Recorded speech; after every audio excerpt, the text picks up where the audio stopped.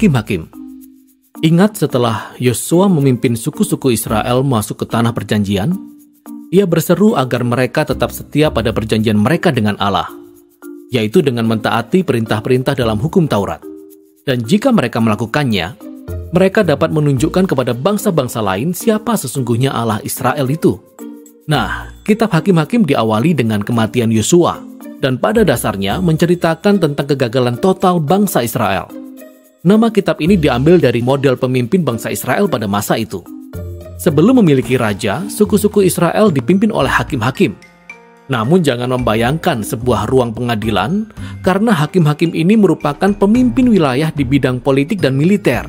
Jadi lebih menyerupai seorang kepala suku.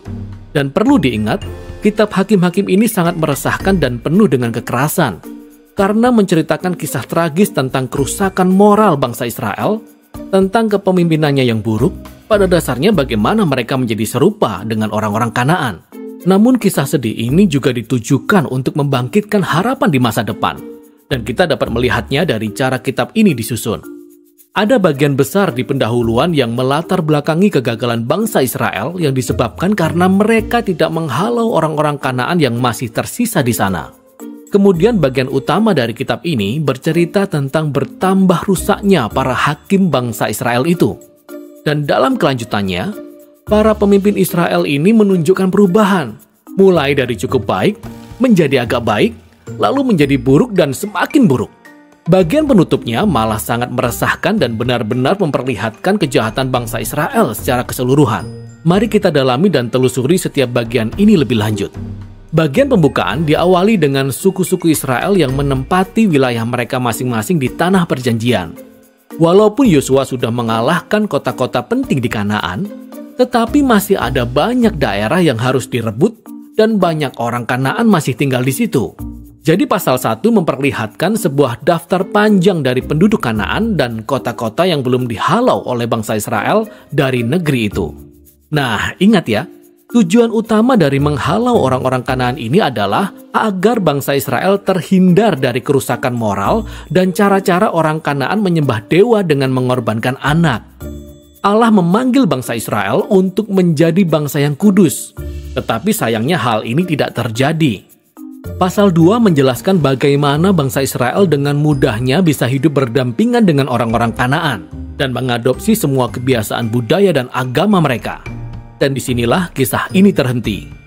Hampir di seluruh pasal ini, sang narator memberi kita ringkasan dari segala sesuatu yang akan terjadi pada isi kitab ini. Menurut sang narator, bagian dari sejarah Israel ini merupakan serangkaian siklus yang bergerak seperti spiral yang menurun. Jadi bangsa Israel ini menjadi seperti orang Kanaan, sehingga mereka berdosa terhadap Allah. Oleh sebab itulah, Allah membiarkan mereka dikalahkan dan ditindas oleh orang-orang Kanaan. Namun akhirnya orang-orang Israel ini menyadari kesalahan mereka dan bertobat. Karena itu Allah membangkitkan seorang penyelamat, yaitu seorang hakim dari antara bangsa Israel yang akan mengalahkan musuh dan menghantar mereka ke era damai. Tetapi akhirnya bangsa Israel kembali berbuat dosa, dan semuanya akan dimulai dari awal lagi. Siklus ini menjadi pola dan alur penulisan dalam bagian utama dari kitab ini, dan akan terulang dalam setiap kisah dari 6 hakim utama yang diceritakan di sini. Nah, kisah dari 3 hakim pertama, Otniel, Ehud, dan Deborah, adalah kisah petualangan yang sangat hebat, namun penuh dengan pertumpahan darah.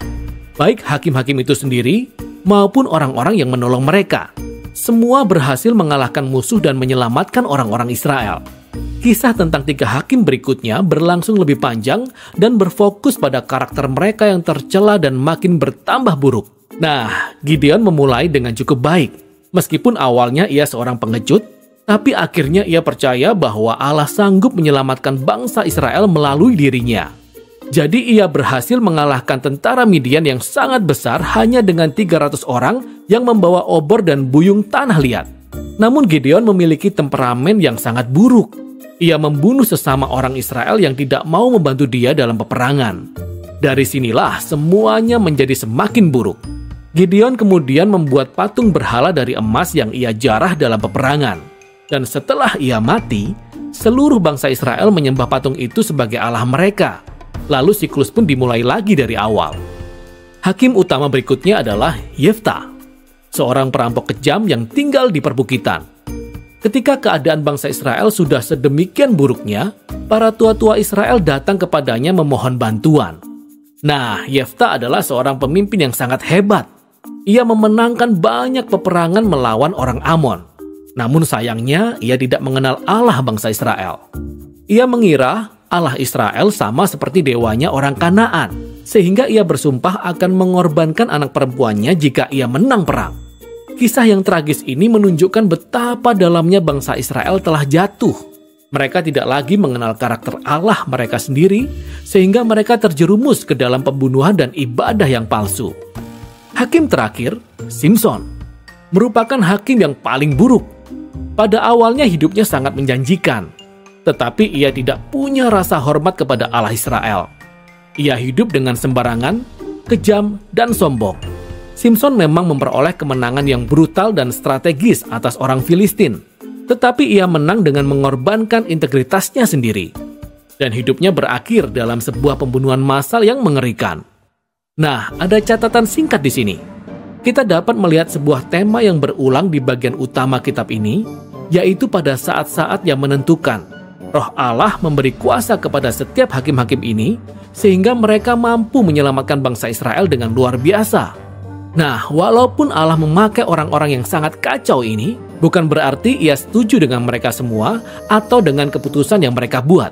Yang pertama dan terutama, Allah berkomitmen untuk menyelamatkan umatnya.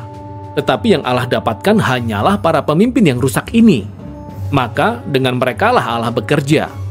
Seluruh bagian ini dirancang untuk memperlihatkan betapa buruknya mereka.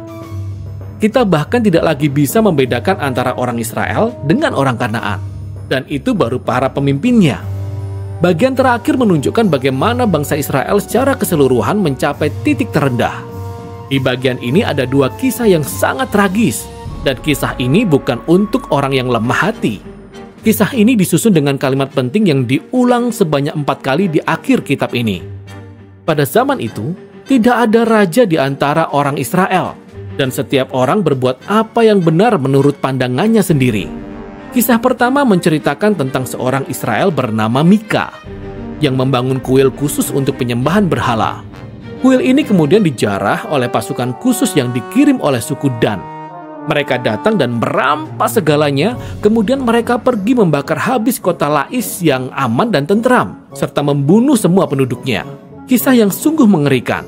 Ketika bangsa Israel melupakan Allah mereka, maka orang yang paling kuatlah yang berkuasa. Kisah terakhir dalam kitab ini bahkan lebih buruk lagi, yaitu tentang pelecehan seksual dan kekerasan yang berakhir dengan perang saudara yang pertama di Israel. Kisah ini benar-benar sangat meresahkan, dan memang itulah tujuannya. Kisah ini ditujukan sebagai suatu peringatan. Kejatuhan bangsa Israel ke dalam kehancuran merupakan akibat mereka berpaling dari Allah yang mengasihi dan menyelamatkan mereka dari perbudakan di Mesir. Dan sekarang bangsa Israel perlu diselamatkan kembali dari kejahatan mereka sendiri. Satu-satunya harapan dalam kisah ini dapat ditemukan dalam satu kalimat yang diulang-ulang pada bagian akhir kitab ini. Sebenarnya ini merupakan kalimat terakhir dalam kisah ini. Tidak ada raja di antara orang Israel. Kalimat ini melandasi kitab berikutnya yang menceritakan tentang asal-usul keluarga Raja Daud, yakni kitab Rut, dan juga asal-usul kerajaan Israel, yakni kitab 1 Samuel. Namun kisah hakim-hakim ini memiliki nilai tersendiri sebagai sebuah tragedi. Kisah ini memberi penjelasan yang dalam tentang kondisi manusia dan pada akhirnya menunjukkan betapa perlunya kasih karunia Allah untuk mengutus seorang raja yang akan menyelamatkan umatnya. Dan itulah kitab Hakim-Hakim. Terima kasih yang sudah subscribe, like, dan komen. Semoga banyak rezeki, amin.